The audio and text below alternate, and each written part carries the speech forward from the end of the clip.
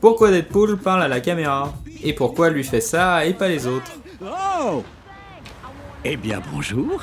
Car c'est plutôt rare au cinéma et les raisons divergent selon les films et les séries. Pour Deadpool, ça renforce le côté comique, mais c'est aussi pour une autre raison qu'on va voir aujourd'hui. Dans le cinéma, ce brisage du quatrième mur peut être là pour ramener le spectateur dans la réalité et le faire questionner sur ce qu'il voit. Comme ici dans JFK, où Kevin Costner, à la fin de son plaidoyer, regarde le spectateur et dit « Ça dépend de vous. » Car là, dans ce film, on parle d'un fait réel. Son regard caméra est là pour rappeler au spectateur que ce qu'il regarde n'est pas une fiction. Qu'il doit avoir une réflexion intérieure sur ce qu'il vient de voir et qu'il doit se forger son propre avis. Autre exemple, la fin de Lord of War pour rappeler au spectateur que ce film est là pour dénoncer la vente d'armes dans le monde. En revanche, ce regard caméra peut aussi être là pour désamorcer un problème de scénar et dire au spectateur « T'inquiète, moi aussi j'ai vu que c'était absurde », comme ici dans Jumanji, où il va dans une remise pour chercher une hache, celle-ci est fermée, alors il prend une hache pour casser la serrure, mais se rend compte qu'il a déjà une hache dans la main.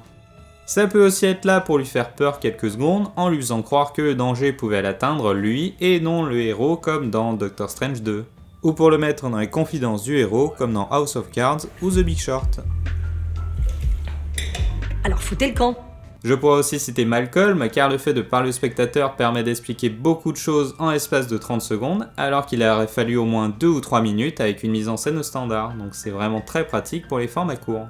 En disant oui, maintenant j'évite la leçon de morale. Vous les gosses? Raté. Ça peut aussi être là pour renforcer un certain réalisme et se rapprocher du documentaire, comme dans The Office. Comme si la boisson pouvait tuer quelqu'un. Ou pour renforcer l'idée d'une autobiographie racontée par le protagoniste lui-même. Le Loup de Wall Street est un parfait exemple, et dans Deadpool, on n'est pas loin de la même chose, mais pas pour la même raison. Est-ce que c'était légal? Absolument pas, putain. Cette explication face cam est utile en général pour deux choses. Elle est là pour briser ce que l'on appelle la diégèse, l'histoire et l'univers dans lequel le spectateur est rentré. Le film joue comme un hypnotique et le spectateur s'identifiera au héros. Ainsi, lorsqu'il regarde un film, il y a ce qu'on appelle la suspension d'incrédulité. C'est-à-dire qu'il accepte de rentrer dans un film, dans un univers, sans douter de la justesse des choix du héros. Ce qui fait qu'il peut y avoir énormément de choses un peu bêtes, un peu irréalistes, mais que le spectateur acceptera car elles font un peu partie des règles de cet univers. Mais pour que cette suspension d'incrédulité fonctionne, il faut que l'univers que l'on nous présente avec ses règles soit cohérent. Exemple, Gandalf peut affronter un Balrog car c'est un magicien. Ok, pas de problème, c'est l'univers. Par contre, Dom Toretto ne peut pas affronter un Balrog car il reste humain. Et ça, c'est souvent le cas aujourd'hui avec des films qui veulent aller toujours plus loin, toujours plus fort, comme Fort Boyard. Et qui casse un peu ce côté plausible, ce côté réaliste de l'histoire. La saga Fast and Furious est un excellent exemple. Car le but de la suspension d'incrédulité est que l'univers que l'on nous présente reste plausible. Parce que le spectateur ira même jusqu'à ignorer des facilités scénaristiques ou des trucs un peu bêtes pour pouvoir rester dans cet univers. Mais lorsqu'on dépasse un peu trop ce côté plausible de l'histoire, il y a un moment donné où tu as le spectateur qui se met à sortir de film et qui se met à réfléchir à ce qu'il voit. Et là, c'est le drame. Et lorsque cette suspension d'incrédulité est brisée par de la connerie scénaristique, en général, tu fais cette tête.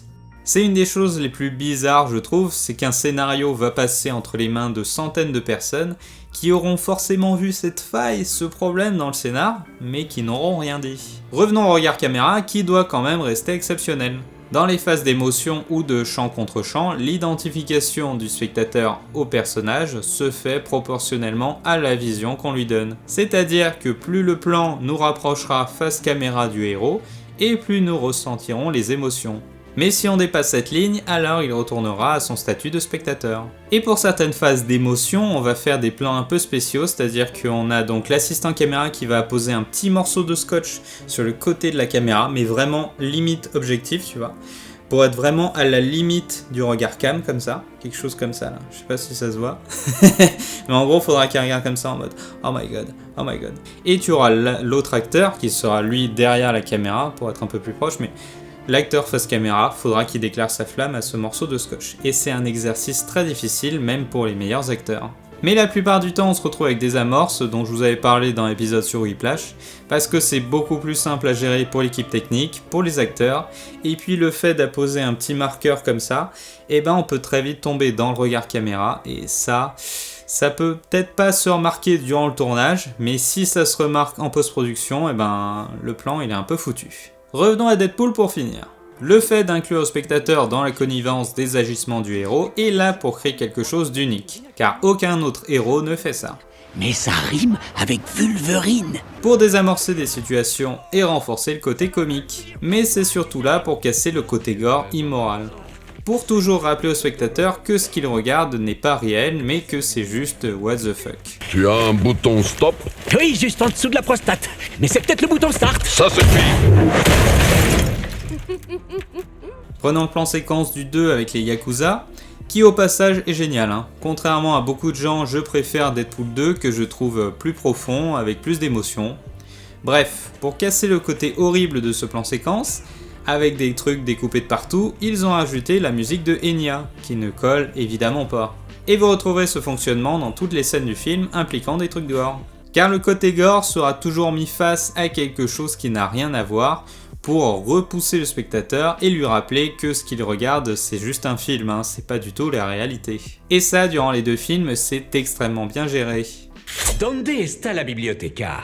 C'est la grande force des films Deadpool, c'est de réussir sans arrêt à repousser le spectateur pour qu'il ne soit pas choqué, sans pour autant qu'il s'ennuie ou sorte totalement du film. Si vous avez d'autres idées de plans à analyser, je vous retrouve en commentaire. Cliquez sur la cloche et toutes les notifications pour être notifié de chacune des sorties de mes vidéos.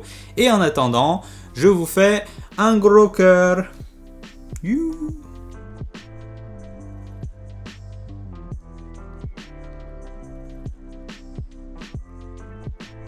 En tout cas, c'est un secret. Chut. Ah, et laisse pas toutes tes saloperies sur les sièges. Faut être un total jus de bite pour faire ça. Nai, nai, nai.